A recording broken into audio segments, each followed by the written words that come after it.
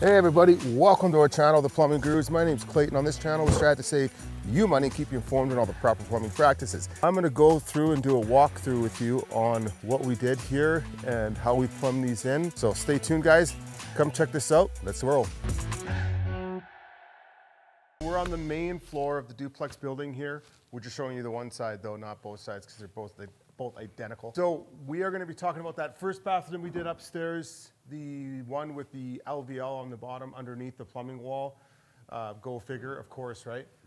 So what we have here is we have the toilet, the sink, and then the 3-inch just carries on and just drops downstairs. I'll show you guys downstairs after. So you can see here that here in Alberta, we're allowed to use a 3x2 double Y to wet vent. So this sink here on the right side by the LVL is venting the toilet, and it's also venting the shower. Shower just runs over. We're within our 8 feet for the trap arm. So we're good to go there. Everything's all set, nicely strapped, nicely square. That's what I like to see. Water lines, pretty basic. We just ran 3/4 up there to keep the flow because we're branching off for the sink and for the shower. And over here, we just ran straight over. Somebody took my strapping off up there, that's nice. Straight over, and we just ran it straight down here with a clean out at the bottom there. And then that runs back over and ties into the 4-inch. So come on over this way. Here we have a Swiss Madsen wall mounted toilet. So this was pretty standard to install, nothing too crazy. You had to offset the back drain because in these houses, everything is an LVL. So the exterior of the house, the LVL is right underneath the exterior wall, and there's spray foaming. So we needed 2.5 inches minimum to meet our R value. So to help to stop our pipes from freezing. So I had to offset this drain back and out from the LVL, and I'll show you guys that downstairs when we make it down there. So pretty standard here. As you can see, we ran our vent over down from upstairs. That was that one in that bathroom. That vents this bathroom here. So this 2-inch downstairs wet vents the toilet. This 1.5 inch vents bar sink and a full bathroom in the basement. Let's make our way over here. So here's that bathroom where there's that bathtub and sink, toilet and sink right here. So there's the 3-inch stack is right there. So that 3-inch stack comes down, wet vents that 3-inch stack vents the sink, and now it's wet venting the bathtub, and it's also wet venting this toilet, as you can see on the other side.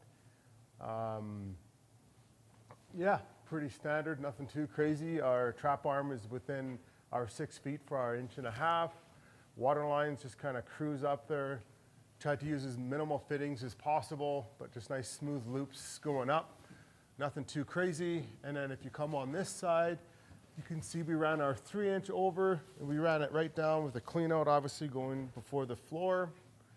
And we also picked up the 2-inch laundry and the 2-inch laundry sink on this side. And over here is our 2-inch vent for our lift station for the basement, and I'll show you guys that after. We also tied off that 2-inch because it was in the same joist space. We tied off this 2-inch, we tied off an 1.5 inch vent for our prep sink. So they have a little prep sink in this corner here, just right here. And so yeah, I guess we could have ran a vent down the laundry, but at that time, this job was kind of pieced together. We would do something and then they would change it, and then they wouldn't have a wall frame for us. It was kind of a little bit of a challenge. But this was the first one they started, so from there on, it's like the next one we did, all of our framing's ready for us, all the changes are done, we know exactly what we're doing, so things are a lot more prepared for us. But yeah, just a nice little prep sink here for them. The reason why we did that is we're not allowed to run our plumbing in a party wall, So we just came out the side, and then the sink's just sitting in this corner anyways. So the plumbing will just come out of the side, and then where the water lines are, center of the sink. So here we have our island sink, just pretty standard, just 2-inch drain coming up, hot and cold water line. Cold water line obviously runs right back to the mechanical room, just in case they want to put a water softener in. It's going to be hard water. And let's get into the master. So we'll start over here with the toilet, which Karsten did his 45 through the joist, which we have a video, which we will link in this description, on how to run your drainage at a 45 through joist spaces. The benefit of doing that is you can see here where his fitting is, the 3x2 wide that he uses to pick up the bathtub. See how long of a piece he's able to use as a 45? That's about twice as long if you were just to go straight through the joist. So you're going twice as long, you're using less fittings and less chances of leaks, right? So this just runs up into the toilet here. Your toilet is vented through here, which is the bathtub. Now this is not the neatest plumbing, not something ideally what we would do, but all this got changed on us.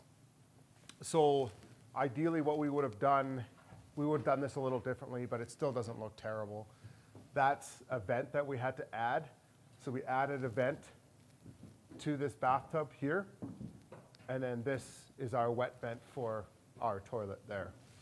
So from there we ran our 3-inch down, and then we added a 3x2 wide to pick up the 2 sinks and the shower in the master. I'll show you guys how we did that just on this side here. And as you can see, they put the LVLs on the exterior of the house. They had to spray foam everything. So upstairs I was about 4 inches out, so I allowed about 3 inches of styrofoam to be behind all my plumbing, and I did not want my water lines to be inside of the styrofoam. In case something happens, it's a huge pain to chip out the styrofoam and move your water lines if you have to move them, or if something freezes or whatever it is, right? So I wanted to be on the warm side of that spray foam insulation. I did the best that I could here. The most important part here is that the water lines are not in the spray foam. For like a sink water line, I wouldn't be too worried about a hose bib, but in this case, this is okay. And so I have 2 sinks that I'm picking up here. We just kept them both 2-inch. Ran both the sinks over. This sink here is now wet venting the shower here. Don't forget about your minimum trap arm, 2 times the size of the pipe diameter. Ran our 2-inch down here, and like I said, it ties into this 3-inch stack that just runs right down to the basement. All right, everybody, thanks for watching. That's it for the main floor. Stay tuned for the basement, because that's going to be a good one.